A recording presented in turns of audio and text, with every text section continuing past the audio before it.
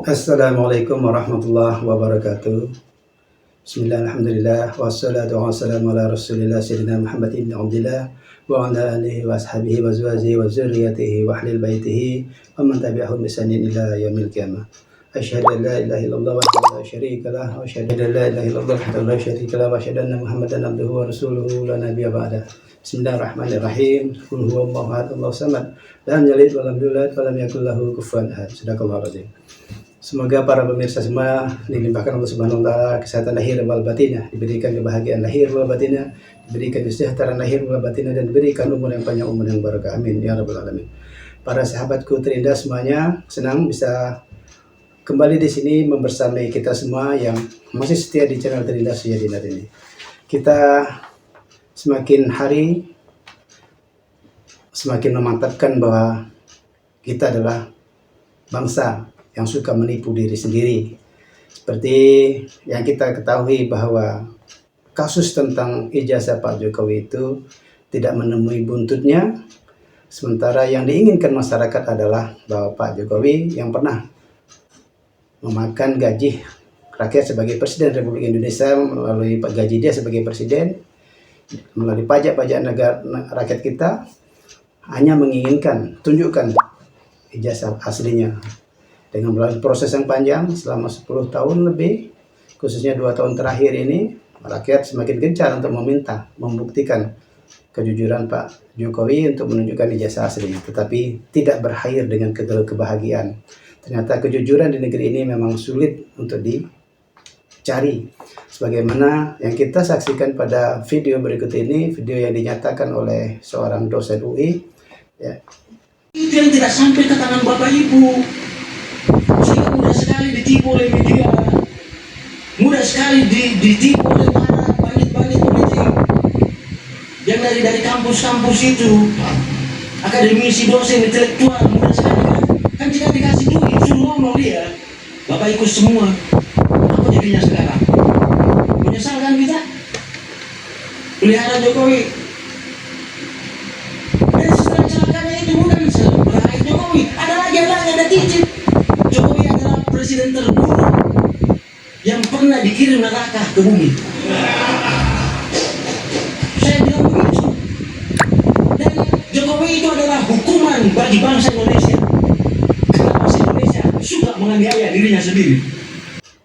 Jadi dari video ini kita lihatlah bahwa memang kondisi Indonesia yang saat ini suka menyusahkan diri sendiri, suka menipu diri sendiri, dan suka mengkhianati diri sendiri.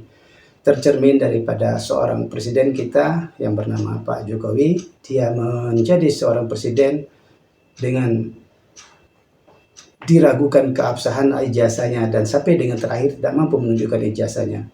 Meskipun rakyat telah berkoar-koar, telah berteriak-teriak untuk hanya menunjukkan ijazah aslinya saja, beliau tidak mampu. Tetapi itulah apa yang dikatakan oleh seorang dosen dari UI tadi, bahwa memang Pak Jokowi itu adalah merupakan representasi daripada rakyat Indonesia, bahwa kita rakyat Indonesia ini sebagian besar, memang tidak semua, tetapi sebagian besar telah melegalkan, telah permisif untuk menyatakan, untuk memberikan dukungan kepada siapapun yang telah membohongi dirinya, yang telah membohongi mereka, yang telah membohongi atau mendustai kita semua, yang telah menipu daya kita semua, dan segala tipu daya itu dan segala apa yang dibohongi kepada, apa yang didustai kepada rakyat kita mau menerimanya. Dan itulah puncaknya bahwa Jokowi hanya menjalankan tugasnya untuk memberikan introspeksi kepada diri kita sendiri sebagai bangsa Indonesia yang besar ini. Intinya adalah kebohongan atau dusta atau tipu-tipu atau merekayasa atau curang, itu telah menjadi kehidupan masyarakat Indonesia sehari-hari. Jokowi muncul sebagai puncaknya sebagai Presiden Republik Indonesia dengan semua yang dia miliki itu.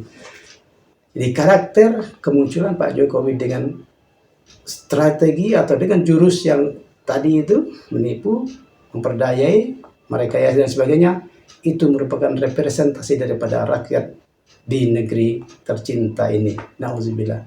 Kita mungkin tidak bisa 100% menyalahkan Pak Jokowi, tetapi Pak Jokowi itulah dimunculkan oleh dimunculkan oleh Tuhan, atau di kata dosen dari UI tadi bahwa Pak Jokowi itu memang diutus dari neraka untuk memberi hukuman kepada rakyat Indonesia, untuk memberikan kembali introspeksi kepada kepada bangsa Indonesia bahwa kita adalah sebuah bangsa yang suka menipu diri kita sendiri, yang suka menganiaya diri sendiri. Mau kita coba buktikan.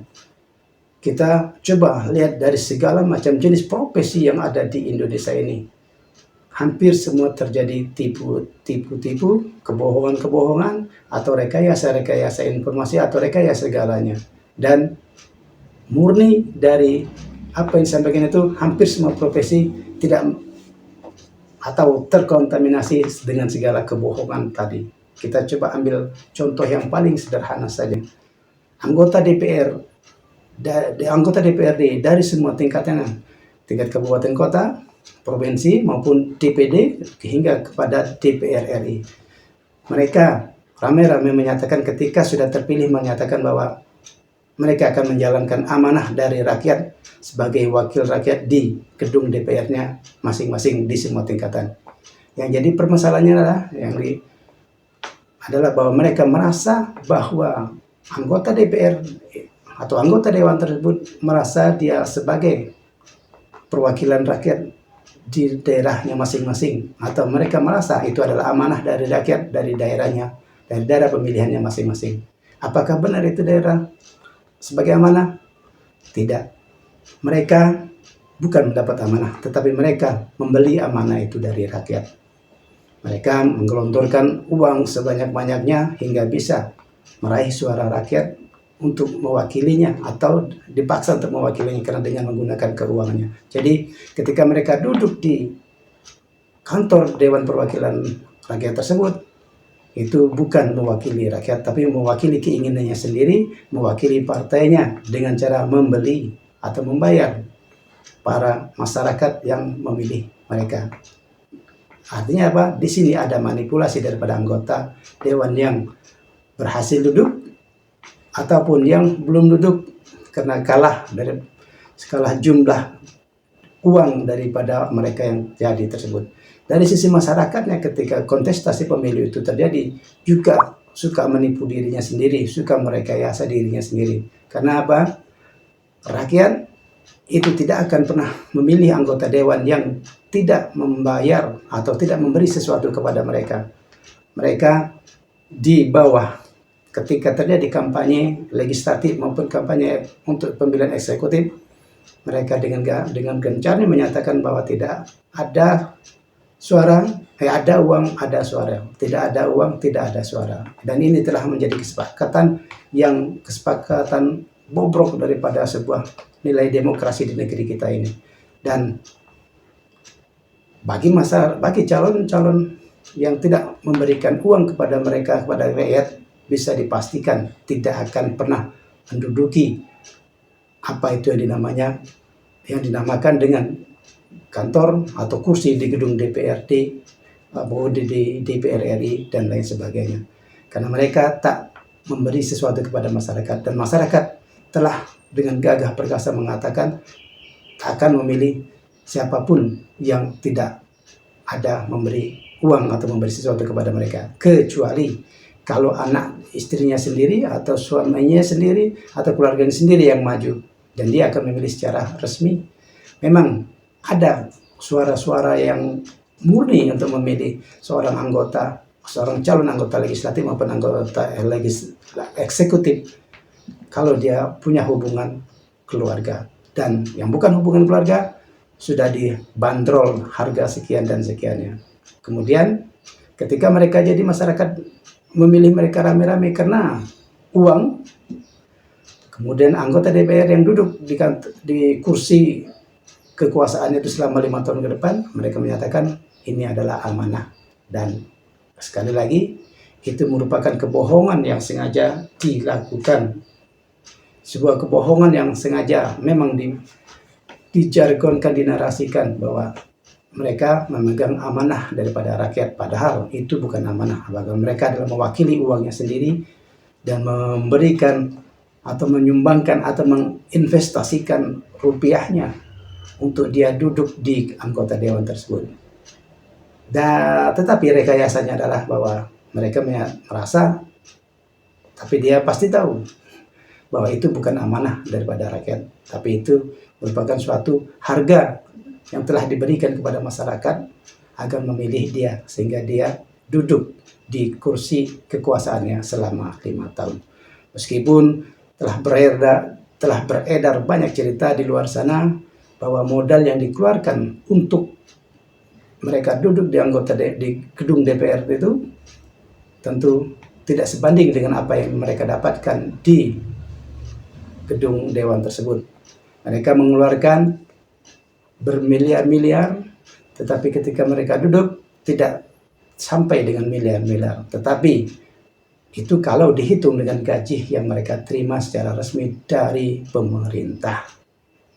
Gaji dewan secara resmi itu tidak sebanding dengan apa yang mereka keluarkan untuk membayar suara rakyat, untuk mereka bisa duduk di sana.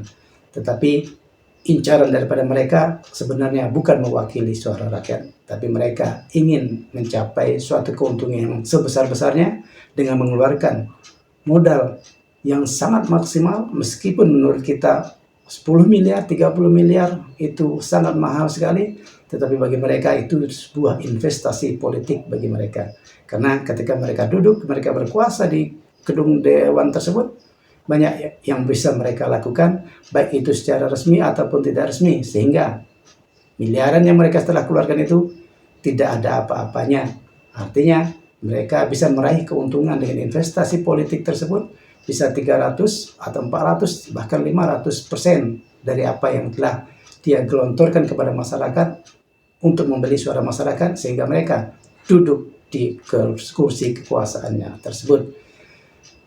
Tentu inilah yang merupakan suatu rekayasa yang sering kali terjadi di Indonesia, dan Mr. Presiden kita telah membuktikan ini untuk melaksanakan tugasnya. Jadi saya sangat setuju bahwa Pak Jokowi itu dikirim dari neraka untuk bangsa Indonesia, untuk menghukum bangsa Indonesia yang suka menganiaya diri mereka sendiri atau diri kita sendiri. Kita suka menganiaya diri kita sendiri.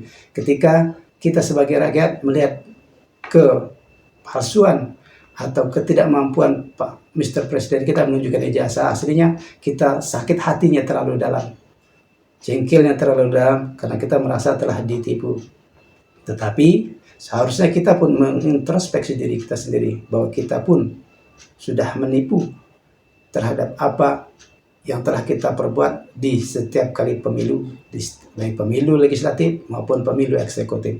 Kita tidak memilih mereka secara kualitas. Kita tidak memilih para anggota dewan, kita tidak memilih para anggota para eksekutif tersebut dengan hati yang ikhlas, dengan kualitas calon yang benar-benar berkualitas. Tapi kita memilih mereka berdasarkan apa yang telah mereka berikan atau berdasarkan apa yang telah kita minta kepada mereka. Jujur, itu semua kita lakukan sebagai rakyat Indonesia. Memang ada segelintir kecil umat atau manusia Indonesia yang tidak mau melakukan seperti itu, tetapi jumlahnya sangat-sangat kecil sehingga tidak terdengar sama sekali. Tapi jumlah yang meminta ini teramat besar. Plus ditambah lagi dengan para penyelenggara pemilu yang juga tidak secara jujur melaksanakan tugas-tugas sebagai kepemiluannya tersebut. Masih juga terjadi praktek kong kali kong, praktek beli suara, jual suara, dan lain sebagainya, sehingga mereka duduk. Sehingga bisa dipastikan yang menduduki kursi kekuasaan itu adalah mereka yang memiliki uang banyak atau oligar-oligar di kelasnya masing-masing. Dan jikapun mereka bukan oligar yang tingkat besar, tapi mereka bisa mendatangi para oligar-oligar, taipan-taipan orang-orang kaya tersebut dengan mengajukan sebuah proposal, dengan meminta bantuan, dengan kalimat yang mengemis kepada mereka agar memberikan atau meminta bantuan kepada orang-orang kaya untuk meminta bantuan uang agar bisa membeli suara rakyat, agar mereka bisa terpilih. Jadi sehingga ketika mereka berkuasa, mereka tak mampu untuk mengendalikan apa yang namanya kehendak rakyat, tapi adalah kehendak para oligar yang telah menginvestasikan dana-dananya. Jadi ada dua macam investasi. Investasi yang pertama adalah investasi real daripada anggota dewan atau calon-calon anggota dewan atau calon-calon anggota legislatif yang memang mereka adalah orang kaya secara alami sendiri. Jadi mereka menggunakan modalnya sendiri untuk membeli suara rakyat sehingga mereka bisa berkuasa. Atau tipe yang kedua adalah mereka meminta atau mendatangi para oligar-oligar, orang-orang kaya untuk menginvestasikan uangnya kepada calon anggota dewan ini, ada kepada calon anggota kepala eksekutif di negeri ini atau di daerah-daerah masing-masing untuk membantunya memenangkan kontestasi tersebut. Sehingga ketika mereka menang, tentu mereka akan mengutamakan para investor politik yang telah memberi bantuan kepada mereka ini. Sehingga itu merupakan suatu tipu daya sebuah demokrasi di negeri kita ini. Dan kita harus mengakuinya bahwa Republik Indonesia, rakyat Indonesia yang melaksanakan itu, melakukan itu semua.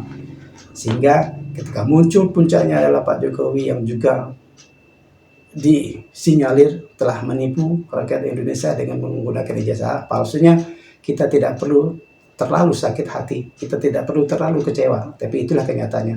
Dan tipu-tipunya itu, rekayasanya itu didukung oleh kekuasaan-kekuasaan lain, didukung oleh kekuatan-kekuatan lain, baik itu dari kekuatan penegak hukum seperti TNI ataupun Polri atau bahkan kejaksaannya untuk menutup-nutupi daripada apa yang telah ditutupi kepalsuannya tersebut. Sehingga kita lihat kembali kita kepada ijazah Jokowi yang telah disampaikan oleh Bareskrim yang menyatakan bahwa ijazah Jokowi itu adalah asli. Katanya Bareskrim telah melihat secara langsung ijazah aslinya tersebut. Tetapi itulah sebuah rekayasa lagi yang dimunculkan oleh penguasa-penguasa di negeri ini, karena mereka, para penguasa-penguasa itu khususnya dalam kasus ijazah Pak Jokowi ini, muncul secara kepalsuan juga. Jadi sehingga mereka menyatakan ijazah Pak Jokowi ini asli pun masih dalam tanda tanya atau dalam tanda kutip masih juga direkayasa. Karena sampai dengan hari ini kita rakyat Indonesia belum melihat ijazah yang aslinya. Hanya pernyataan-pernyataan saja, hanya di dalam monitor saja. Ketika di dalam monitor itu bukanlah hal yang asli, tetapi itu masih palsu, dan itu yang disengketakan dan itu yang dinyatakan palsu. Yang aslinya seharusnya dipegang secara real.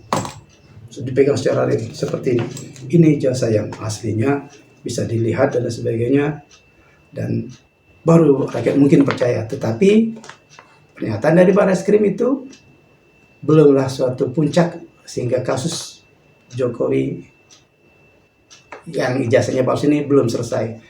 Ini tetap harus dilanjutkan pada tingkat pengadilan, biar pengadilan melaksanakan pembuktian ini apakah asli apa tidak, tapi dengan cara membawa ijazah aslinya dan di hadapan para penggugat atas nama rakyat, yaitu Roy Suryo, Rismon, dan Dr. Tifa, serta jadi ada 3 orang itu yang menjadi pentolannya. Tolong ditunjukkan di sana, baru kita bisa yakin bahwa itu adalah ijazahnya asli. Rekayasa di negeri ini telah menjadi suatu hal yang biasa, bukan rekayasa yang untuk hal yang positif, tapi rekayasa yang negatif, rekayasa untuk mempertahankan kekuasaan, atau rekayasa untuk menutup-nutupi kecurangan atau menutup-nutupi kebohongan masa lalu, dan di backup oleh segenap kekuatan politik di negeri ini, baik itu kejaksaan, baik itu penegak hukum, Polri dan TNI, baik itu DPR RI maupun pihak-pihak lain, didukung lagi dengan para partai politik, tetap menyembunyikan kebohongan di negeri ini.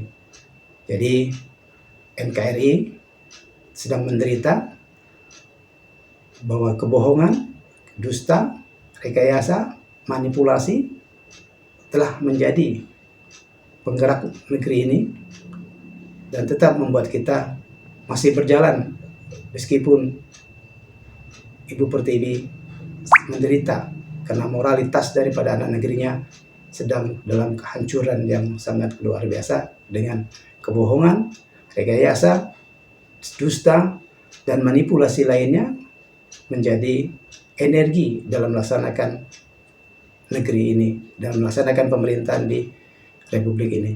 Nauzubillah, summa nauzubillah. Semoga kedepannya kita bisa atau mampu menjadi bangsa yang jujur, untuk tidak merekayasa, untuk tidak memanipulasi. Insya Allah. Demikian, semoga bisa menjadi manfaat bagi kita semua. Tetaplah jujur negeriku, bangsaku, tetaplah menjadi bangsa yang sopan dan santun, tetaplah menjadi rakyat yang mengutamakan moralitas negeri kita. Dignity kita adalah Pancasila, dan dignity kita adalah umat beragama yang menegakkan kejujuran. Billahi taufiq wal hidayah. Wassalamualaikum warahmatullahi wabarakatuh. Jangan lupa untuk subscribe.